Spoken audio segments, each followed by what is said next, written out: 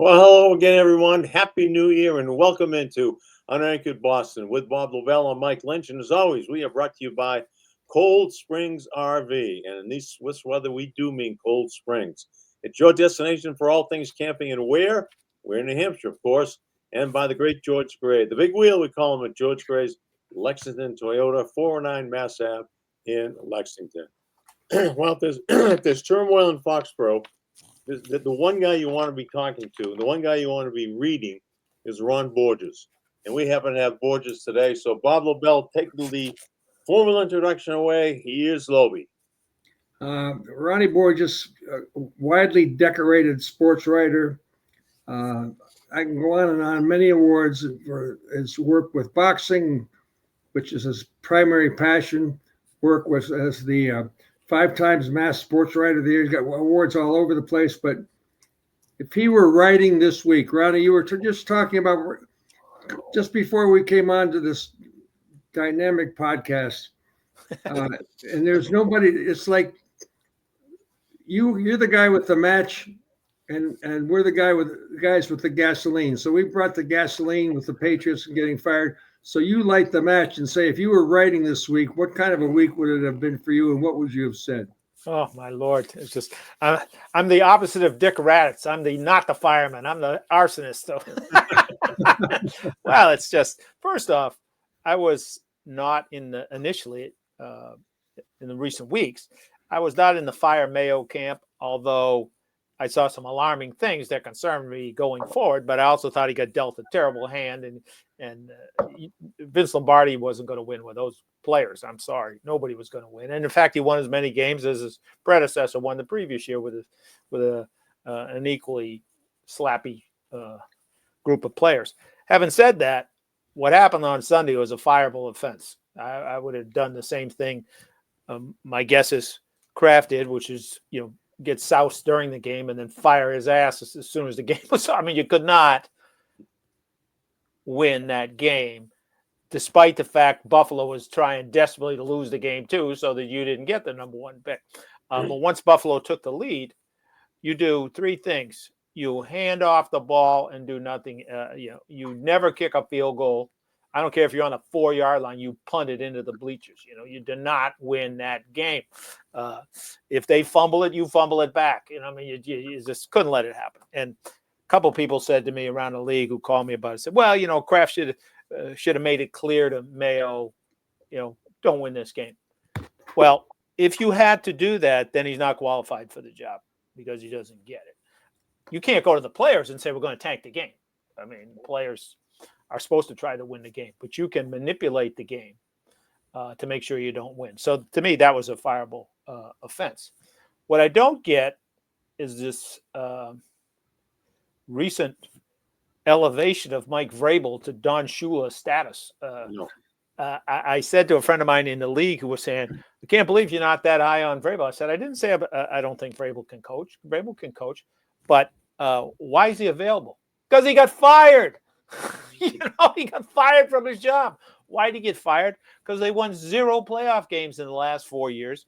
He went 12-5, and they were one and done in the playoffs. His last 2 teams got increasingly worse.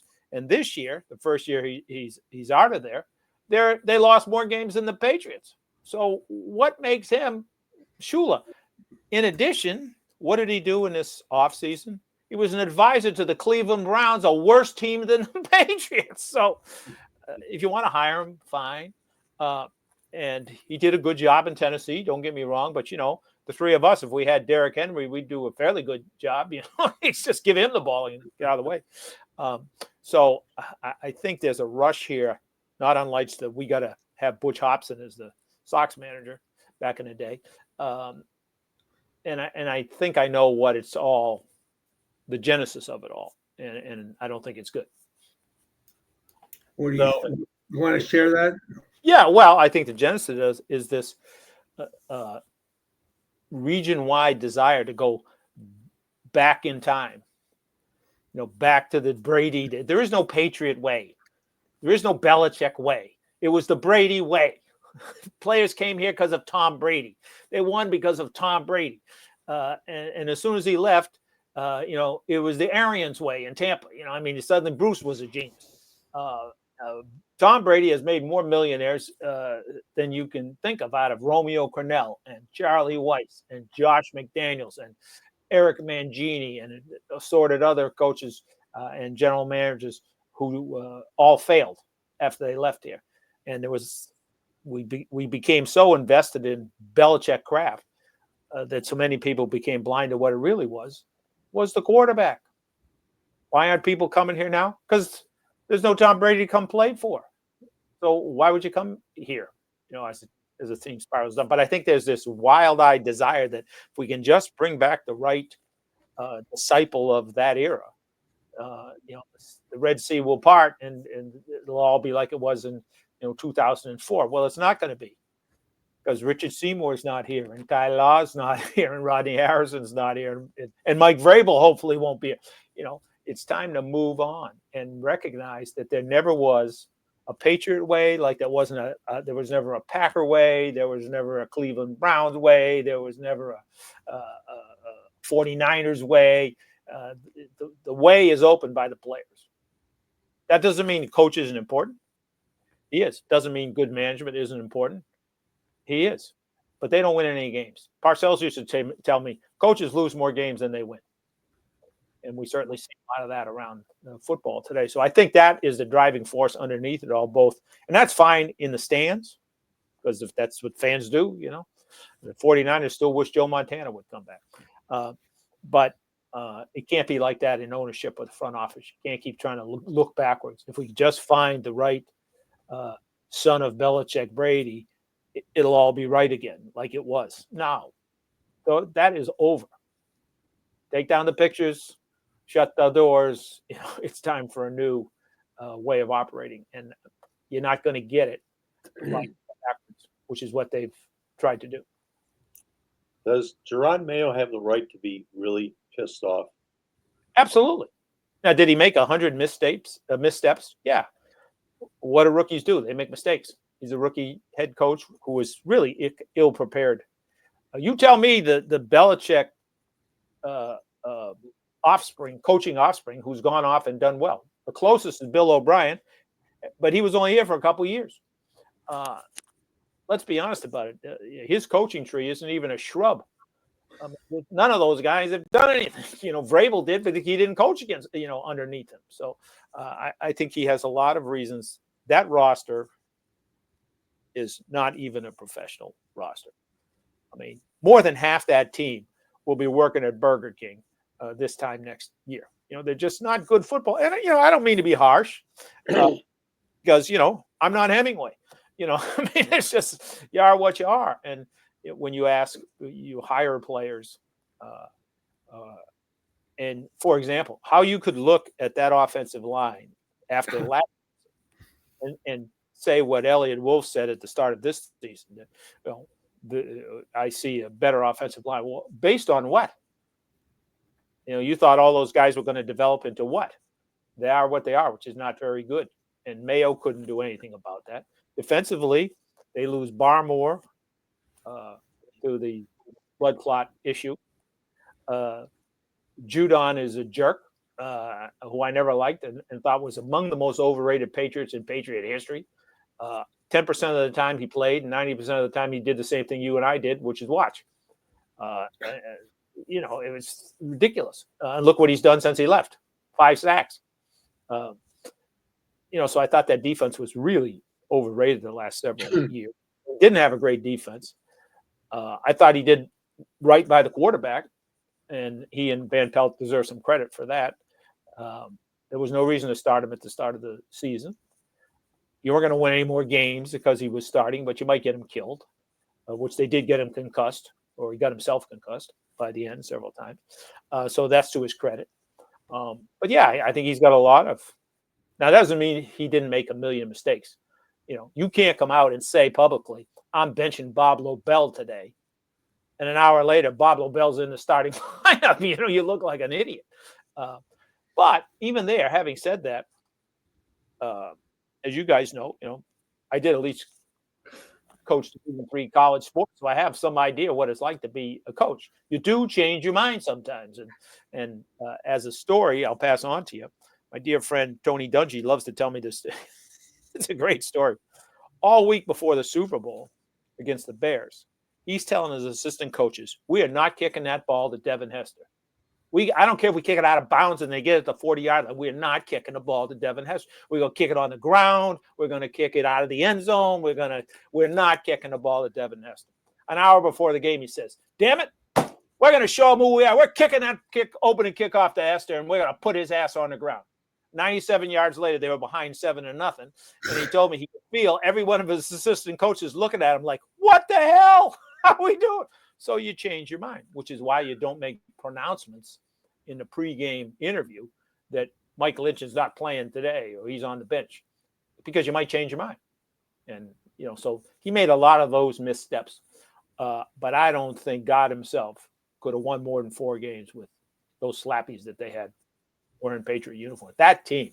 And you guys know, I was blessed or unblessed to see some atrocious football teams when I came here from the West Coast.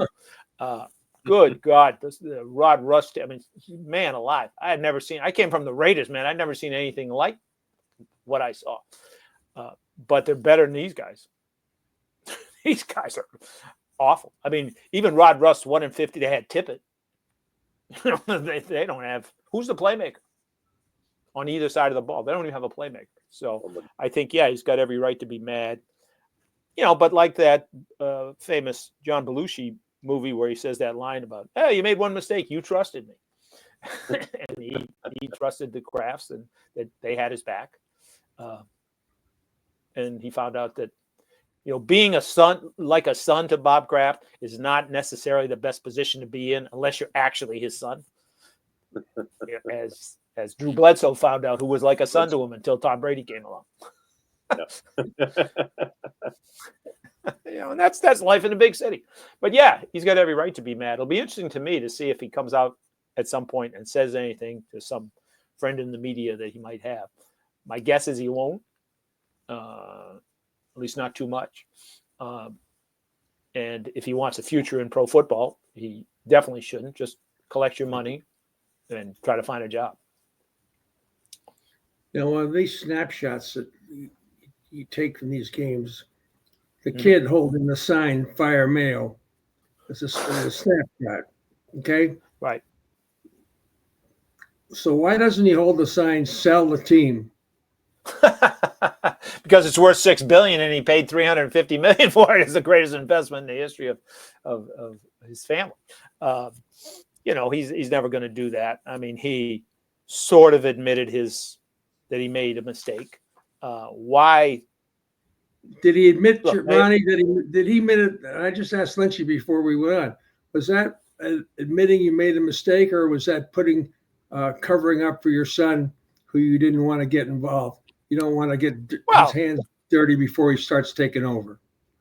Yeah, well, a little bit of all of that. I mean, first off, we all know you guys, just like me, have dealt with owners for your whole careers. Owners don't make mistakes. Just ask them. They, no matter what they do, they didn't make a mistake. So does he really believe he made a mistake? No, he believes it was the guys underneath him who screwed it up. But he knew publicly, and he's very good at, he throws himself on the sword. We've seen him do it a number of times, but the sword is always made out of rubber. It's not like a real sword where you bleed after you fall on top of it. So, he falls on top of the sword. Everybody goes, "Oh, what a great guy Mr. Kraft is." And then the sword pounces back up and he's not bleeding. And Mayo's out of a job. But I never understood the whole scenario of how this developed. You take a guy on a trip with you, and he's a well-spoken guy, which Mayo is, and he's being somewhat successful in the business he was in outside of football, and he's a charming fellow while you're on this trip, and you come home and say, "I think I'll put him in charge of my $5 billion business in a couple of years." What? I mean, he didn't meet anybody on that trip where he said, "I'm going to put this guy in charge of the box business that makes the real cash." It's like, this is nuts. And then you put it in his contract and ask the guy to work for the guy whose job he's going to take. How's that ever going to lead to a good ending, so it's kind of bad all the way around. And then you surround him with other guys. Like Gerard has never made a decision up until this past season in a pro football game. Really. I mean, he may have suggestions, but we all know in the end, Belichick's got the button if he chooses to push it. So he had never made a decision. And then you surround him with two coordinators who, lo and behold, had never made a decision. So who do you turn to when you have questions about, because you haven't done it before? Like, what about this? Or what about that? What do I do with this Judon who's just being a jerk? I don't know. Yeah, hell, he should have called me up. I would have told him what to do with Judon. Was kick his ass out. That's what you got to do. Cut him right in front of the whole goddamn team. Pardon my language. But he didn't know. So he got set up unwittingly. But he did get set up. And I think Kraft was very uncrafty in the way he came out yesterday and said, it's all on me, blame me. He's going to be a great coach one day. I put him in a bad situation. Well, if you really felt that, why'd you fire him? Perfect point. Yeah. Like if you guys really felt bad for me, you wouldn't fire me. You'd say, well, Ron, you made some mistakes and let's figure this out and go forward. Yeah. If you're going to be a great coach someday, why don't you be a great coach for here? Right. I got you on the cheap. If that's true, that you're going to be a great coach, So I think it's, and now this mad rush to hire Mike Vrabel. And again, I'm not saying I don't think Vrabel was a good coach down the sense. He did a good job. He probably did better, frankly, than all the other sons of Belichick when they went off on their way. But he didn't learn how to coach under Belichick. He learned how to coach under other people, including Bill O'Brien, who didn't work that long for. He's sort of seen as a Belichick guy, but he really wasn't. He was only here a couple of years. He's more of a Saban guy than a Belichick guy, to be fair. And he's more of a Mark Whipple guy from back in the day. So I'm hoping that they don't do something stupid, but I see no evidence that they can avoid being stupid. And I think Kraft's son, Jonathan the Genius, doesn't help. He does not help. What he knows about football, you can put in a thimble. I mean, when I saw him taking notes, I said, well, he only needs like a little tiny Post-it note to write down what he knows about what he's looking at. But he thinks taking notes more for his fantasy team than it was for the yeah, exactly. Exactly. And the other thing is, if you're a top quality coach and you look like you're a hot candidate. Mike Lynch is a hot candidate. He's up for 5 of these jobs. He's going to interview with the Jets and this team and that, the Bears. And I'm your agent, Mike. And you come to me and say, yeah, New England. I say, Mike, you see what they did to Belichick on the way out the door after 6 Super Bowl wins and 9 Super Bowl appearances? They trashed the guy for most of a year. They fired him and trashed him. But then they bring in the next guy who's supposed to be the guy, and they whack him in a year, less than a year. Why are we going there? And you really sure that quarterback is the quarterback? Because I'm not. I'm not saying he isn't, but well, maybe Joe Milton is. Well, he looked pretty good against the Screaminis. I mean, the thing with with the quarterback, in my opinion, you guys may disagree. He did some great things, and he shows a lot of potential. But he also made a killer mistake in every single game he played. Yes. So the question is that rookie making, some bad mistakes when surrounded with some bad players? Or is he Jameis Winston, who you can bank will throw the ball to the other team when you most need him not to do that? Right. Or he'll fumble the ball. When Winston was coming out of college, a dear friend of mine was a scout elsewhere. He loved Jameis Winston. And one day we're talking, and he's telling me about, I said, why are you so in love with this guy? This guy, did you see all those fourth quarter comebacks again, when he was at Florida State? I said, yeah. And I saw that he was the reason they had to make those fourth quarter comebacks in the first place. So, and he came in the NFL, and what's he done his whole career? pass for 350 yards, but when you need him to throw it out of bounds at the end of the game, he drills the linebacker from the other team, and game's over, you lose. So is Drake May that guy? Is he Kirk Cousins type guy? Or is he the upside of what he's shown, which is, the upside's up. So, but if I'm looking around and I can go to some place where I think they've got a veteran quarterback I can rely on and win with, or do I want to come here for this mess? I mean, they're not just a coach away or a couple drafted players away.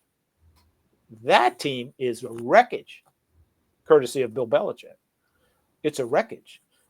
There's not one offensive lineman there that I wouldn't fire, except for Andrews, but he's old and hurt. And you guys all know, once you get hurt 2-3 years in a row, the one thing you can bank on is you're going to get hurt again. So Ronnie, if you had to do a mental analysis of Belichick? Of Belichick? Oh my gosh. No, I know. Just hang on a second. Okay. What happened to him? Did he lose interest? Did he, was he more interested in putting his dog up in front of the draft? Was he? Well, when you stop going to the combine, do you have to go to the combine? No, I mean, you get film of every single, 40-yard dash and whatever other ridiculous drills they're doing. But when you stop going to that, you're basically saying, I'm a little worn out. And you're also saying, my ego is such that I don't need to go to that.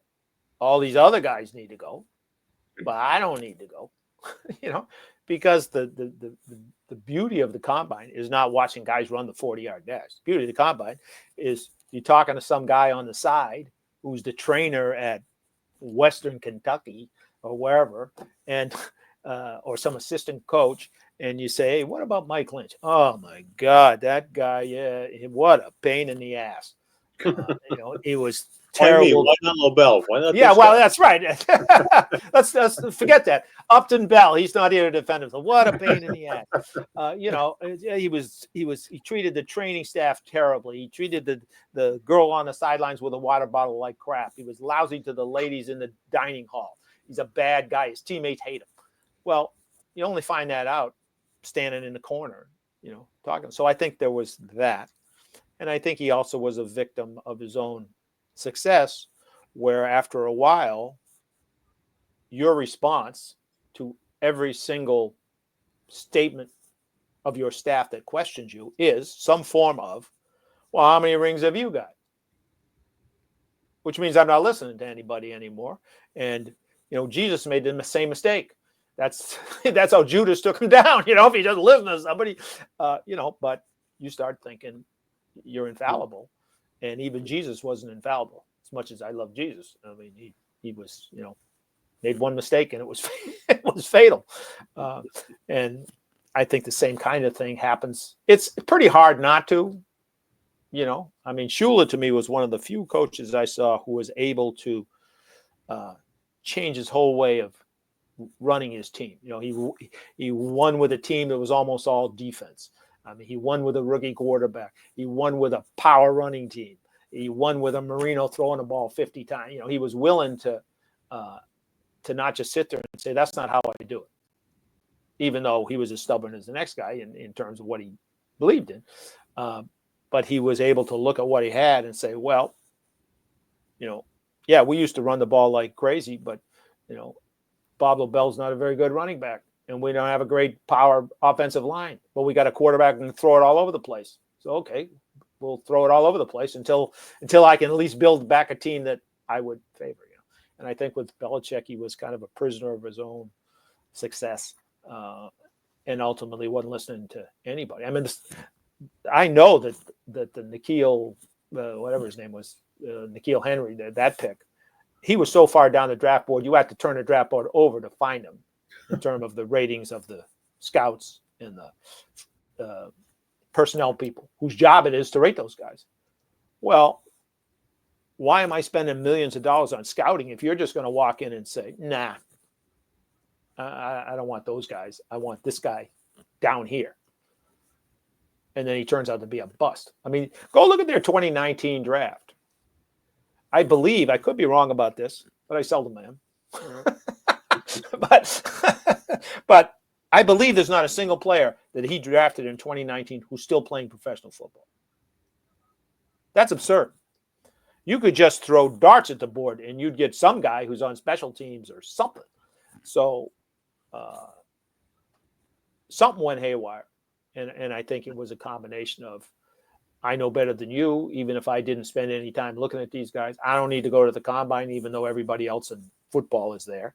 I can go to Nantucket. And look, he was in his 70s and probably a little tired of it all. Let's face it. Look back at your industry or my industry.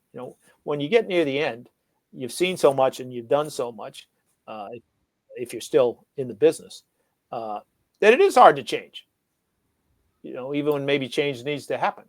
Or it is hard to listen to some 35-year-old kid. When you're, in Belichick's case, 70-year-old, highly successful Hall of Fame coach. Why am I listening to this guy? Especially the guys that he brought in. I mean, I always thought that once Cornell and Weiss left, he made in my opinion, a tactical decision that is never a good one, which is I don't want any more guys who've been around a long time who will have the stones to stand up in the meeting room and say, hey, Bill, I don't think that's a very good idea. Because if you think any of those young kid assistant coaches of his were arguing with Bill Belichick over strategy or personnel, then you're living in fantasy land. And that's the way he wanted it. And they ended up, he reaped what he sowed, which was a terrible team. Well, on this this season, obviously they had their mind made up. The press release had to have been written a couple days before Sunday afternoon. Where do you think Jonathan said to himself or mumbled to his father, I've seen enough of this? At what game? Was it the Jacksonville game in London? Was it I think it was the Arizona game. Because they were coming out of a bye.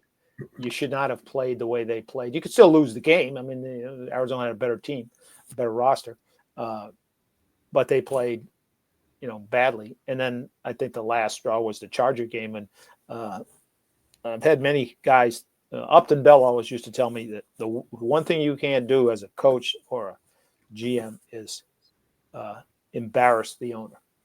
Like you can make him mad, you make mistakes, he's mad at you, whatever. But there's a difference between being mad and I'm embarrassed to own this team. That you can't recover from. And the Charger game was that. Although I disagree that Jonathan had definitely decided Mayo was out. I don't believe that Kraft decided it until Sunday afternoon. And I that press release, in my mind, Stacey James has been around for 35 years. He could write that press release in 5 minutes. So I don't think it was preset. But I think that when he realized not only are we blowing the season, now this nitwit is going to blow the number one pick when we need draft picks. That's it. And then, probably helped by a few cocktails up in the owner's box. They made their move because the one thing about the number one pick, and I don't think people understand it, the value of that pick when you don't need a quarterback is incalculable. The number 4 pick just means you're going to overpay some fat offensive lineman because he was the 4th pick in the draft, and you're going to pay him more money than you would rather pay him. But if you had the 1 and you get somebody's going to panic between now and April, whatever the first day of the draft is. Some team, and probably more than one, is going to panic and convince themselves that guy Cam Ward in Miami or Dion's kid in Colorado is better than they actually are because their quarterback stinks. And they're going to pay through the nose to be able to make that pick. So at the minimum, you get 2 1s and a 3 and a player, or you get 4 high picks. Well, if you're picking number 1 and you go down They wouldn't have to go down too far because Tennessee needs a quarterback too. So you go down to 3 or 4, you haven't lost anything. You've gained something. You're still making a really high pick. You're getting extra ones, and you got the top of the second round because you're not going to trade away that first pick in the second round. So you can, if you draft well, if it were me, looking at the team they got, I would draft 3 straight fatties. Whether it's 2 great offensive linemen and a defensive lineman or what, but that's the way I would go, or maybe even 3 offensive linemen if there's 3 great ones out there, you think, because that solves one of your problems for the next 10 or 15 years. Offensive linemen that are good play forever. We've seen hundreds of them, if not thousands of them in the history of pro football. So at least come the next season, your quarterback's going to be upright more often than he's on the ground. So now you go through free agency and you got $130 million you can spend if you want to. Now you can find a receiver. You can find a runner if that's what you want. You're not going to get a great edge rusher, but you might get extra help for the secondary or a really good linebacker that can actually put people on the ground. So you solve a lot of problems. And I think once he realized at some point during the game, once they kicked that field goal to take the lead back from Buffalo, and it was so obvious that McDermott was not going to make that mistake again and win the game. I mean, he was punting from his own 2-yard line. I mean, from the other team's 2-yard line, I think Kraft just went nuts. As frankly, I would have. Although I wouldn't have fired him the day before. Once that happened, you got to go because you don't see the big picture of what our team needs. And I thought the explanation after, though, on the surface made sense that Mayo gave. We're competitors. We're there to win, regardless of the system. Yeah, okay, fine. But we also are big boys now. We're not wearing lederhosen. We wear actual clothing. We're grown men. You don't ask the players to lose. You just make sure they can't win. Like ML did, many years ago for the, you don't go to the players and say, hey, fellas, we got to make sure we don't win this game because then they lose all respect for you. You just make sure that they're not in a position to win. So I don't think it was all set up as far as Bob Kraft goes. Jonathan, I think, would have fired him on the plane back from London or from plane back from Arizona if it was up to him. But what happened Sunday is what's supposed to happen to Woody Johnson, not to Bob Kraft. And, I'm going to ask you about his Hall of Fame. I know you're very interested in the Hall of Fame stuff, but I have to talk first of all about my friends camping. Yes, sir. Cold Springs. Beautiful day for it. Perfect day for it. My 2 friends, Phil and Jackie, now live together in Hudson, New Hampshire. But they first met in Raymond, New Hampshire, because each had a separate camper. And they happened to park side by side and at this camping grounds in Raymond, New Hampshire.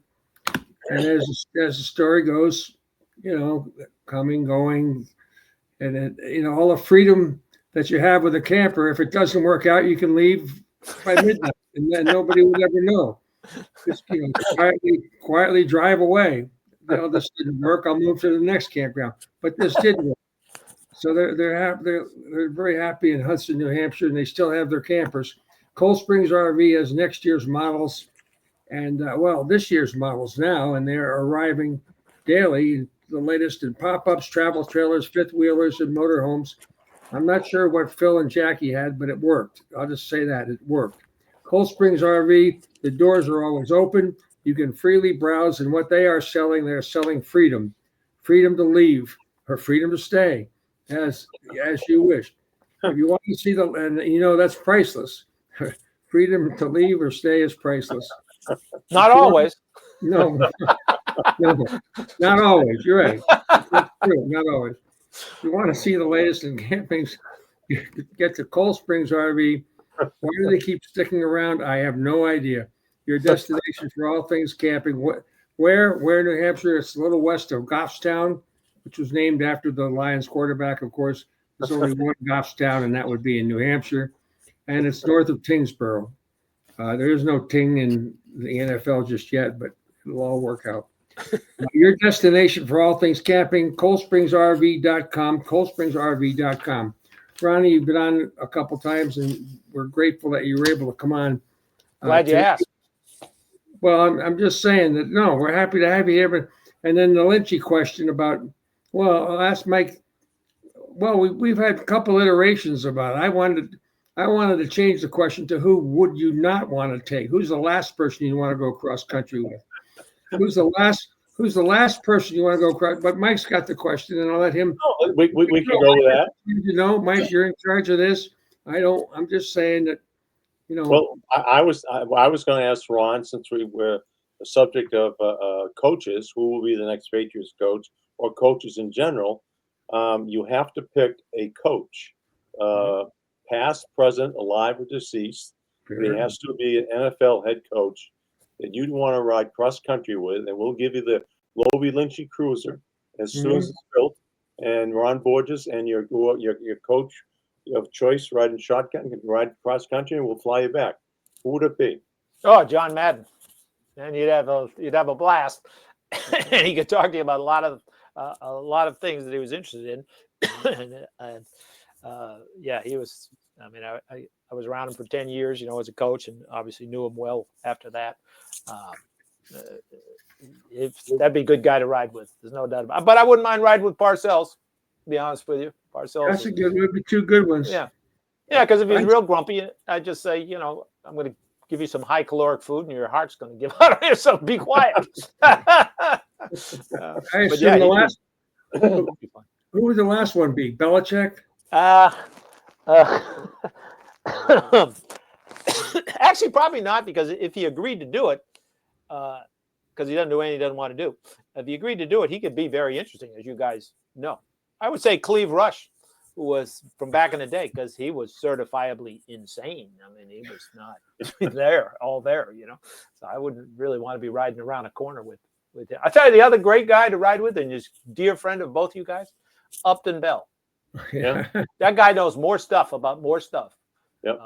Like he could tell me why Mike Lynch has a bassinet or whatever that is behind him. Like you have a young child that I'm not aware of, which is good for you, Mike. Way to go. One child he's not aware of. Holy kamokas. Good job. It all started at Cold Springs RV. Yeah, there you go. There you go. There you go. Well, it's going to be interesting, you know, off season, obviously.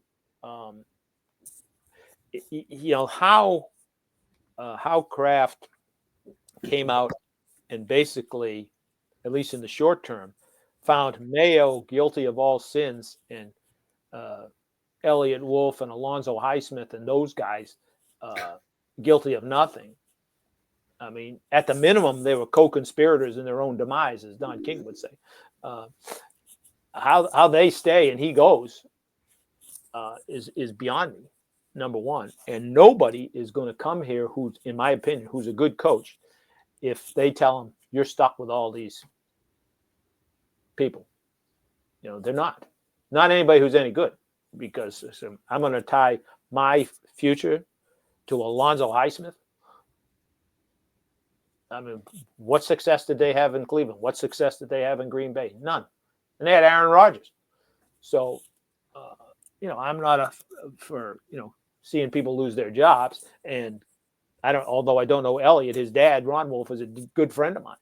So it's not like I'm pulling for him to lose his job either. But I don't know how you can make that determination that basically this Monday afternoon, Bob Kraft said it was all Gerard Mayo's fault. You can blame me if you want, and I'll fall on the rubber sword, but I'm not going to bleed for Gerard Mayo. And that is crazy. And I know I heard somebody say, well, you know, you got the draft coming up and they've done all this work. If you bring in any kind of guy who's been working in the league, what do you think? A front office guy. You think they haven't been doing the work for their team? I mean, they know who's coming out and so forth and so on. So I found that kind of curious. You know, maybe he just didn't want to, maybe he wants the new coach to make the decision, perhaps, you know. But there's no way Vrabel's going to come here. Who would want to come here and coach? Well, I don't think under the way it's presently constituted, I don't think anybody who's really a hot commodity, unless Ben unless they just here? guaranteed him, you can come in here and wipe out everybody. Does Ben Johnson want to come in here? Does Brian Flores want to come in here? No. No, not the way it is now. If, like I say, if you say you got carte blanche, you can hire all your own assistants, and you can, you pick or you help us pick the general manager. We can do it that way. But short of that, and it didn't really feel to me like that's where he was coming from. And sometimes these guys fall in love. They fall in love with this guy or that guy. We can all think of coaches or executives where you kind of Marvin Lewis in Cincinnati. You just started scratching your head after a while, saying, "What's he got on the owner out there that he just keeps getting retained?" But it happens. Ronnie, but I don't think it's a terribly. What's that? No, I shouldn't have interrupted you. No, go ahead. Is the same thing keeping Kraft out of the Hall of Fame, the same thing keeping him from making smooth transitions or good decisions about, I guess I should ask, what's keeping him out of the Hall of Fame? Well, I'm not actually on that particular committee. I'm on the senior committee as well as the group of 50 that does the final voting, but I'm not on what's called the contributors committee.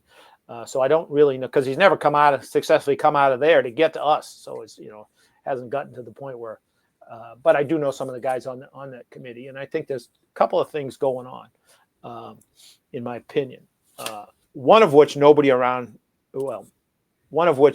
not many people around here want to hear, which is that he's not the only good candidate. I mean, the guy who's coming out this year, Ralph Hay, I know a lot of people were not, who's he and all that. Well, who's he? He's the guy who created the National Football League. That's who he is. He owned the Canton Bulldogs. He's the one who organized the meeting that formed what became the National Football League. They wanted him to be the first commissioner. And he said, no. It should be somebody who the country knows, which in this case, they chose Jim Thorpe, who was a great football player, obviously, but not a particularly management oriented guy. So, but without him, there is no, I know Bill Polian on the committee, who is a Kraft backer, has lost his mind a couple of times and said to people, including myself, if Ralph Hay hadn't organized the national, somebody else would have. To which I said to Polian, and you can imagine, you guys know Polian, he lost his mind when I said this. I looked at him, I said, well, you know what? You could say the same thing about airplanes, but when you look up the history, it says Orville and Wilbur Wright, first flight. It doesn't say, but somebody else would have had a first flight if they didn't do it. It says Orville and Wilbur Wright, because they're the ones who did it. And in this case, Ralph Hay is the one who did it. So he's up against that.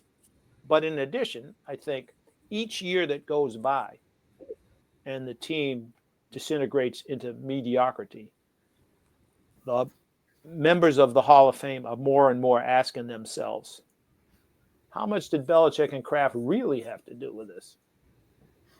Belichick, and I think I've said it on your show before, was a head coach for 11 years total without Tom Brady.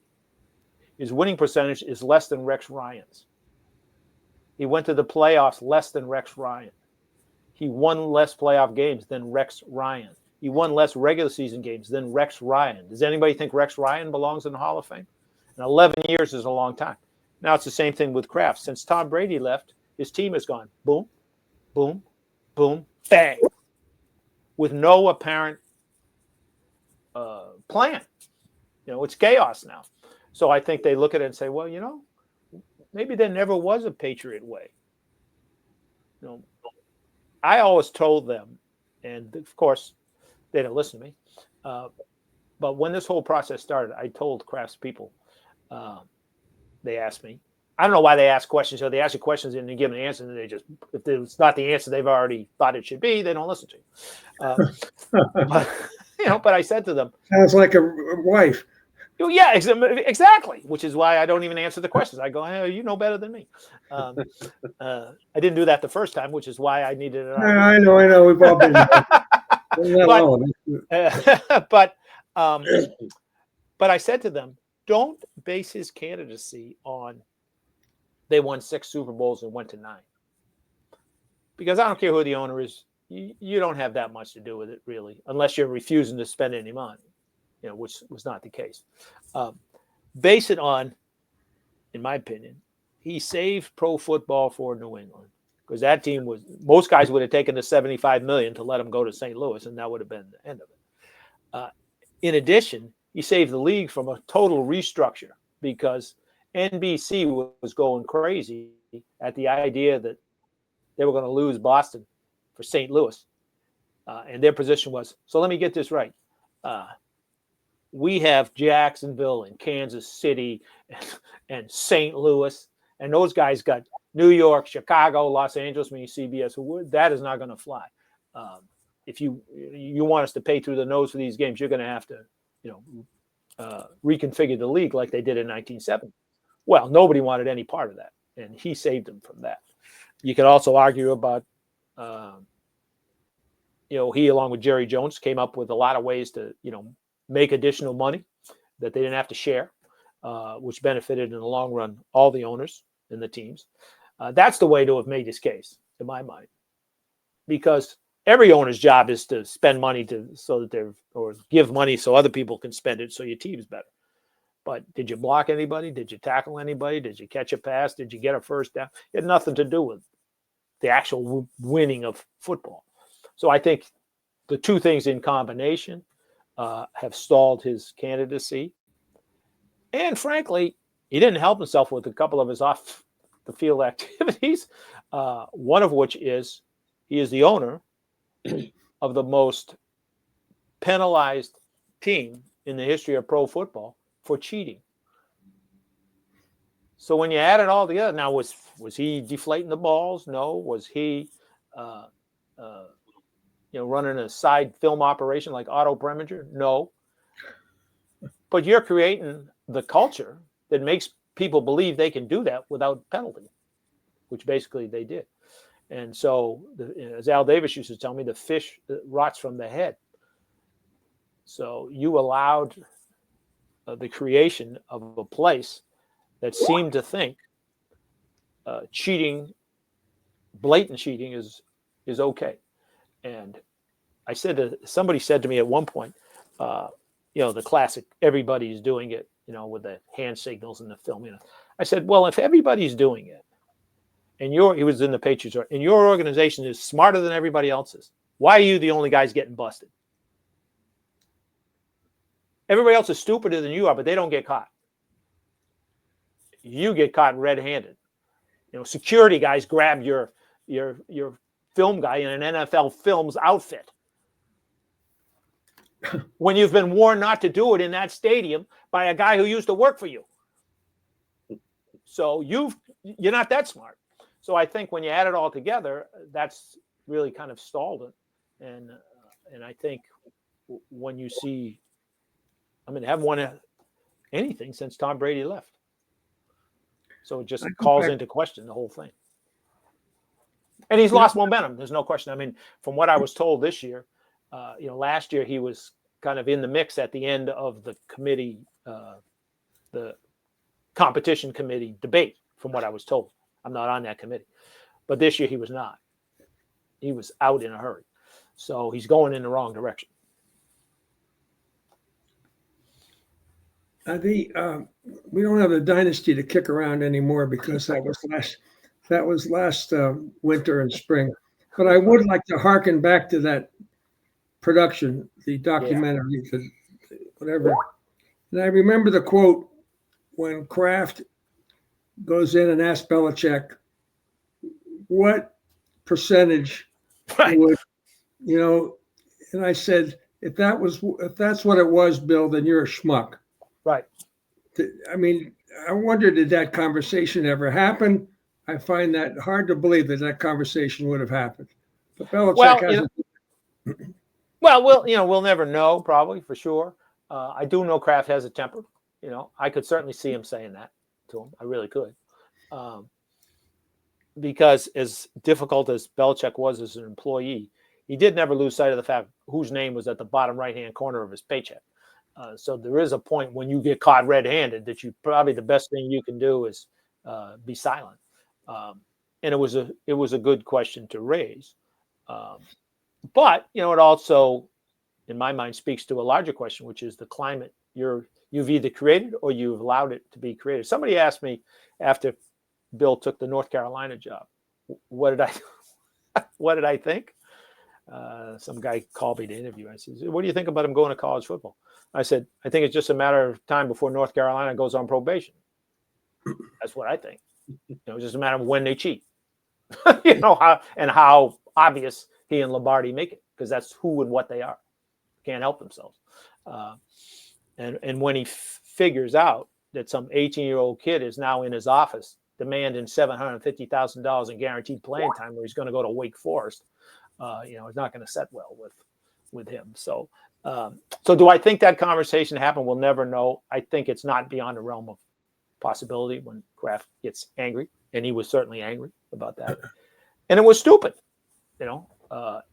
just on the surface, it was stupid. It was like Nixon and Watergate. He was going to beat, he was going to win that election by a landslide without breaking into the Democratic headquarters and stealing some papers. It was stupid.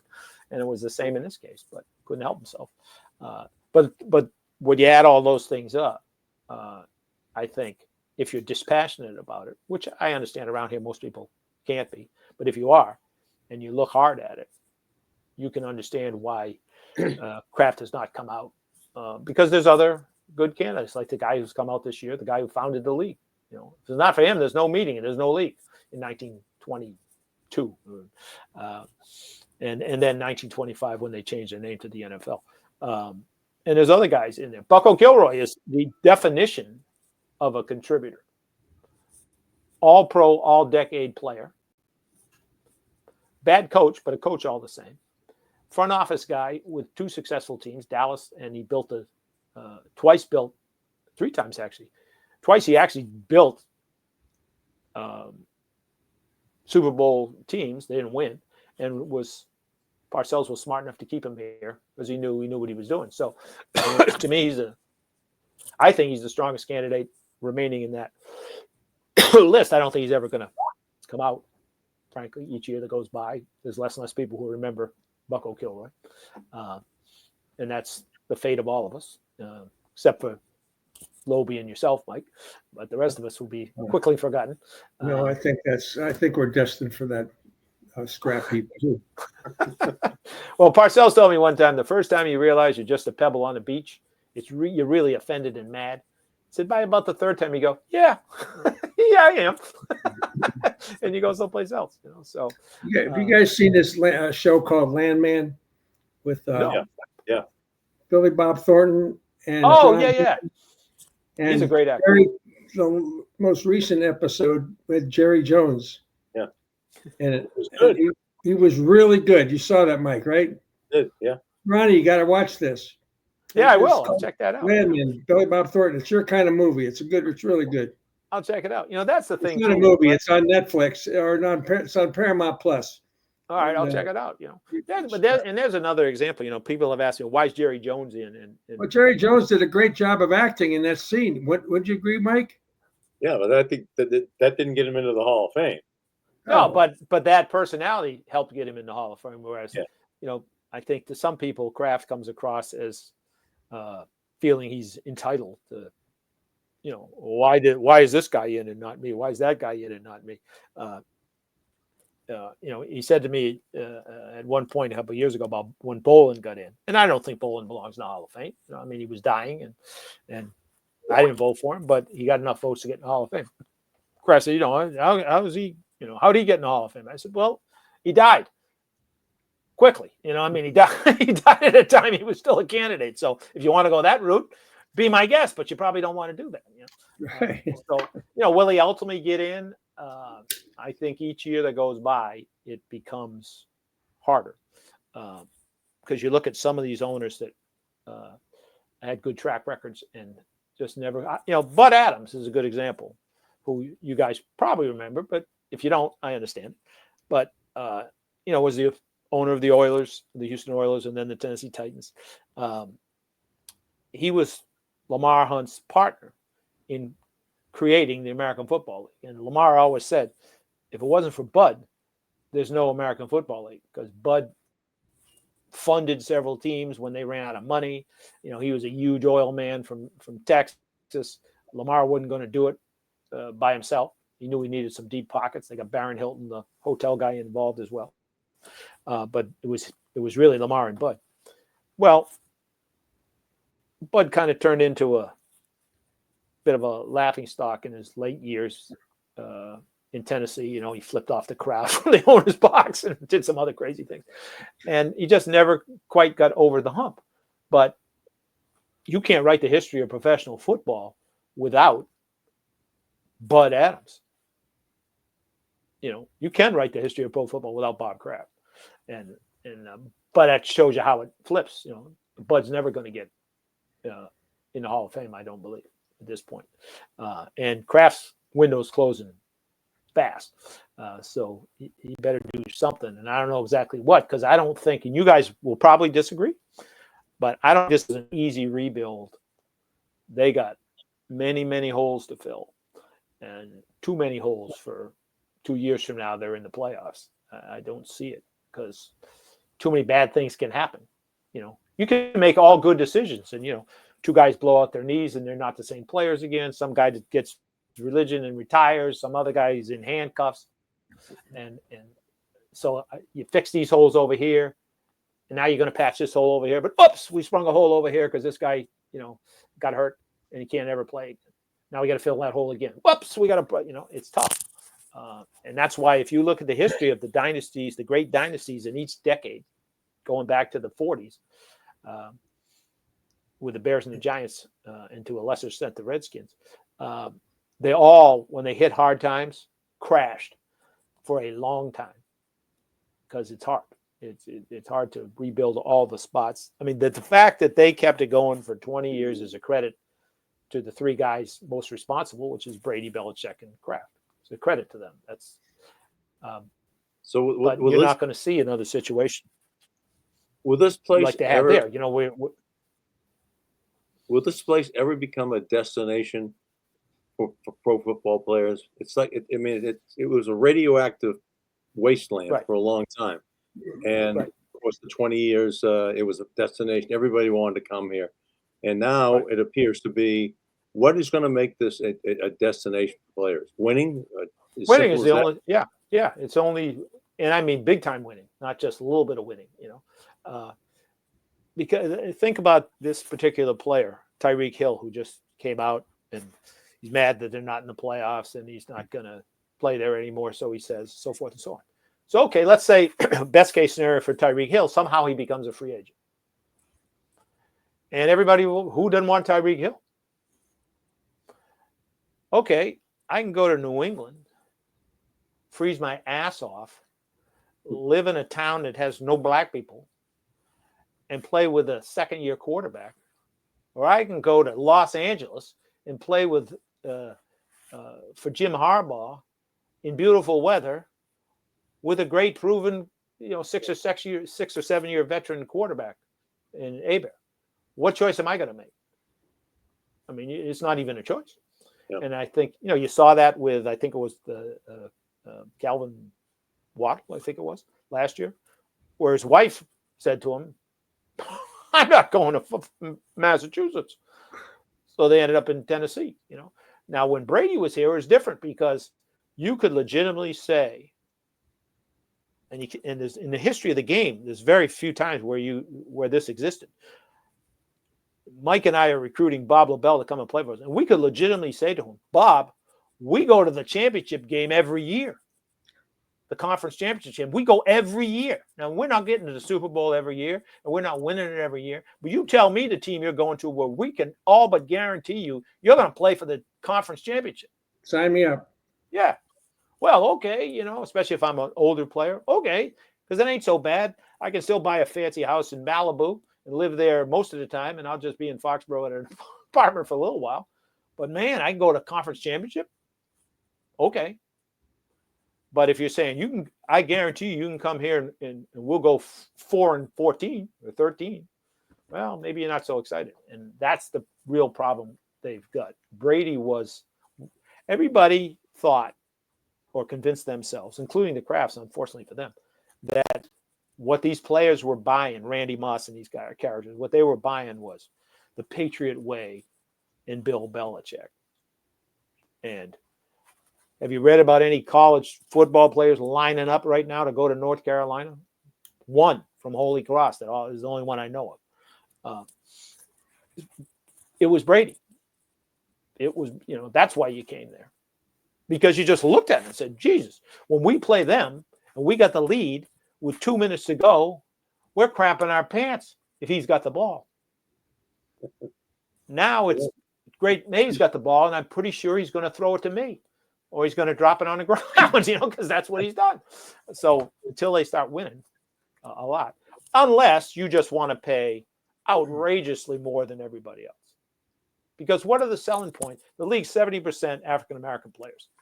No disrespect to your Boston area that we all love. We're all living here.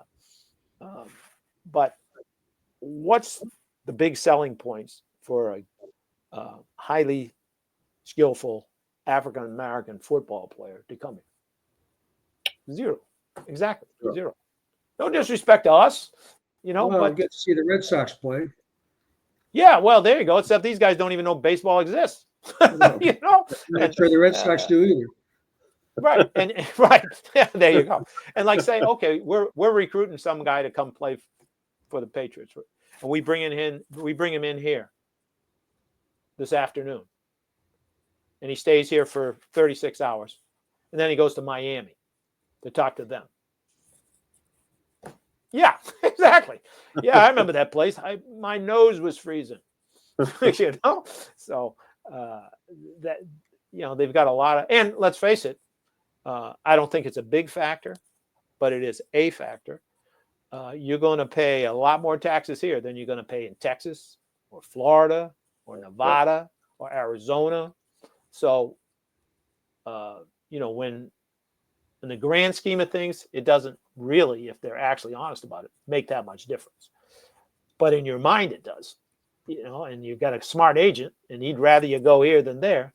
He says, well, you can go to California and pay 13% tax, or you can go to Massachusetts and pay whatever outrageous rate it is now.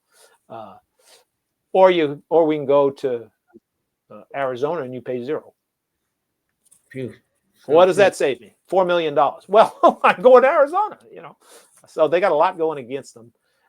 And the rebuild is going to be difficult, I think. Which is why, had they had the number one pick, I just would have drafted one fat guy after another. I mean, look at that Detroit team. The quarterback is good, but he's not great. The runners are fast, but I don't think they're Barry Sanders. But that offensive and defensive lines just destroy people. Yeah. They're nasty. They reflect their coach. And that's a good example of a coach. When Campbell came in, everybody thought, what a lunatic. That first press conference, we're going to, feed like lions and all that. But I knew him as a player, and I didn't know if he was going to turn around or not. And I thought he sounded like a bit of a lunatic. But it turns out he is exactly who he said he was that day. And he is with his players exactly who they think he is every day. He's not trying to be their pal. He's not trying to be their friend. And he's telling them up front, if you are not willing to punch somebody in the face, if you are not willing to bleed, if you are not willing to play under whatever physical ills you have, you will not play for him. So they know what they got. And he's not a phony. When he says, we go for it on fourth down, he goes for it on fourth down when it makes no real sense, except that he is saying to his players, this is what I believe, and this is what I want you to believe, because that's what we're going to do. With Gerard, this guy is not going to start, and then he starts. Judon gets to stand up and basically, make a fool out of him for him. I mean, how long do you think that Judon would have been on the other practice field if Parcells or Belichick was still here all summer long? So the other players look and say, I don't know. So whoever they hire, he better be who they think he is, and he better be strong enough to tell Jonathan Kraft to go back and coach that little youth league football team. You know what? I don't think that's going to happen. Well, then they're not going to get a top guy. Well, I don't. Well, I know we're running out of time, but Ronnie, I got all day, bro. I know. I don't think that's going to happen. Do you absolutely think nobody's going to tell Jonathan that? Jonathan's not going to bow to that. Well, nobody's going to tell him that and get the job. Right. But if I were applying for that job, I would make that clear. And then they hire me or they don't hire me. I would just say to them this: look, I'm not going to disrespect you guys. You own the team. You've invested millions of dollars into this place. You got a lot on the line. I understand that. And if you want to talk to me on Mondays about what I did on Sundays, you got every right to question me as long as you want to question me. Right. But don't think you're going to come to me and say, you play this guy over that guy. Because I'm going to tell you to go pound tar. Because if you're going to fire me at some point, I want to get fired for the decisions I made, not the decisions you made. Because you're not subject to firing. Only I am. I'm not going to do things to embarrass you like Parcells used to do. I will never forget, and I don't know if you guys were at training camp that day. And you guys know I love Parcells, and we got along really well, still do. But the day Kraft came to him, he hadn't been there that long at training camp, and told him he was bringing his advertisers down, and he knew he was busy. But if he could just come by for 5 minutes, they're going to be in this tent, and just say hello, goodbye, before or after practice. Not only did he not do it, he moved the afternoon practice from the field that was supposed to be on, where the tent was, to the opposite field, the furthest piece of property away from where the tent was. And I said to him later, like, what are you doing? I'm going to use those guys. They got to do with football. I said, yeah, you know what? They're the reason you're getting paid, man. They're giving Kraft the money that he's giving you. What do you know about it? I said, well, okay, I don't know anything about it, but I know he's not going to forget that. And he didn't. He never forgot that. So I think you have to understand there's a middle ground there as the coach. Like Upton always says, the one thing you can't do is embarrass the owner. You can make mistakes, but you can't embarrass the owner to the point where he's livid, which happened in the Chargers game for sure. But you can say to him, I will explain myself to you. And I understand that on one level, I answer to you. But what I don't do is take your advice on who should play middle linebacker or what system we should run, or like down with the Jets, or have my fantasy football 17-year-old kid telling me not to trade for somebody because his fantasy points aren't high enough. I mean, you want to know why they lose all the time? That was it. That was it right there. So now, are they big enough to accept that, the ownership? Were they burned too often by Belichick? Because Belichick, let's be honest about it, and you had a good relationship, I know, Mike, but he got to the point where he was just willfully crapping on the people paying his check, and they let him get away with it, but they didn't forget. And the minute it started to go the other way, the next thing you know, he's not only out the door, he's getting trashed all the way down the street. You guys have television, and you forgot more about that part of the industry than I'll ever know. You honestly believe that the Kraft family had nothing to do with that documentary? I mean, give me a break. Absolutely. Okay, my absolutely final question: wouldn't we have been all better off, including Gerard Mayo, if Kraft had told him before Sunday's game, do what's best for the franchise? Yeah, for sure. For sure. Do what's, I'm not telling you to win or lose, but Gerard, do what's best for the franchise. Yeah. Do it, and to be more specific, do what's best for the long term for our franchise. Yep. Anybody going to remember that we beat the Buffalo Bills' third team? it's like taking my son and put him in a JV game and he scores 6 goals. So what? What does that prove? Prove anything? Except that your coaches are fools. That's the only thing it would prove. Same in this case. And if you had to tell him that, in my mind, yeah, I guess it. It makes you think about this guy just doesn't get it. It's just bad business. Now, the only possibility, if you don't mind me asking you two a question, because I'd like to hear your opinion. Do you think there's a chance that although they didn't tell him what to do, and they also didn't tell him that they were going to fire him, that he snuffed it out, smelled it out, and said, well, you know what? On the way out the door, I'm going to do everything I can to make sure they don't get the number 1 pick. Doesn't sound like his character, but what do you guys think? Yeah, it doesn't sound like him at all, but I absolutely think it's true. He reads body language. I don't think he looks up at the box during the game because it's behind him, actually. Right. But yeah, I think he knew it was coming. He said, screw them. I'm a football player. I play to win. I don't give a shit what it means for the franchise. I want to walk out of here with my head held high that I didn't go in the tank because that's something I could never live with the rest of my life. Right. Yeah, I could see that scenario. Now, Yeah, he did what he could.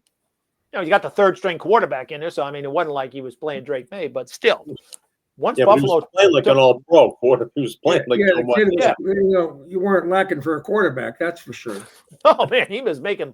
I don't know if he can play in the NFL, but whatever league those guys are going to play in, he can play in that league. Whatever level he was at his level. Yeah, for sure. Woo-wee. Man, you're great, Ronnie. Thanks, great job. Hey, hold on, I gotta get a spot. Grade, Mike. I gotta get a spot in here. Hey, if you're thinking about a new vehicle, go with Lobel and Lynchy. Go see our good friend George Gray at George Gray's Lexington Toyota. I went there yesterday, by the way. I had my rear and front differential flushed. And you guys know? Car, did you get that fixed? The what? Did you get your car fixed? The rear. Do you know what a rear or front differential is? Well, I'm afraid to ask now. Yeah, I don't know. I don't know what it is. Do you, Ron? I don't. All I know is you stick the key in and you turn to the right, and the engine turns on. Yeah, that's all I know about cars. Well, anyway, I had it flushed, and so and I had some anything like a colonoscopy. Like that, yeah. Colonoscopy for your car. Hey, Lobie and I have been customers for years because we know that George Gray will treat you right. They're a family-owned and operated dealership that we trust and you can trust as well. Go see the big wheel, the great George Gray at George Gray's Lexington Toyota, 409 Mass Ave in Lexington. Went in there yesterday, had a great time, and got my differential flushed. It sounds like a fun time to me. I'll say one thing. Never been a customer of George's, but I can endorse his business this way. I did have a Toyota once, and you had to shoot that engine with a shotgun to make that car stop running. That thing was going to, long after I'm on the wrong side of the lawn, that Toyota is going to be driven by some guy somewhere. Yeah. Those things go forever. If you take they last forever. One last thing, Ronnie. I can't remember it, but I think it was the first offensive play for the Patriots last week when everybody moved except for the center. Right. And I said, that encapsulates the entire season for Gerard Mayo. Right. 11 guys are going in 11 different directions on the first play. Now, this is a play that is scripted. This is a play that everyone knows is coming, and they can't get it right. Right. How bad was that? Yeah, it was terrible. It's a very undisciplined operation. I thought it was funny. I've never heard a referee say, the offensive team, offside, everyone but the center. It's like I've never heard a guy say that in 50 years around pro football. It was incredible. By the way, Kraft just said it looked like we lucked out. We may have 2 quarterbacks. Yeah, I wouldn't quite go that far, But you're right, Mike. That was a good example of everything that the lack of discipline in these players, and to a degree, I blame the coaches. To a degree, but to be fair, players aren't stupid, and coaches aren't stupid. It's all well and good to say, and I've heard people say this, he should have benched this guy. He said he should bench that guy. He should bench the next. Bench him for who? The guy behind him is worse than this guy. And I was reminded this season of, you get old. The only thing you remember is stuff that happened 30 years ago. Yeah. But when John McKay was coaching, took over Tampa Bay, which was terrible. They lost 26 in a row and all that. He's the coach, and he, of course, had been. I was still covering the Raiders at the time, and he had been the USC coach, and they used to pound like Oregon State and those, Washington State. They just would run up the score every year. So we're down there, and the Raiders just pound them. I mean, it was, you needed IBM to keep score. I forget the final score, but they just destroyed them. So McKay comes out, and I knew him a little bit, and I said, "So what's it feel like to be the Oregon State of the National Football League?" And he did not like that question. He was ripshit.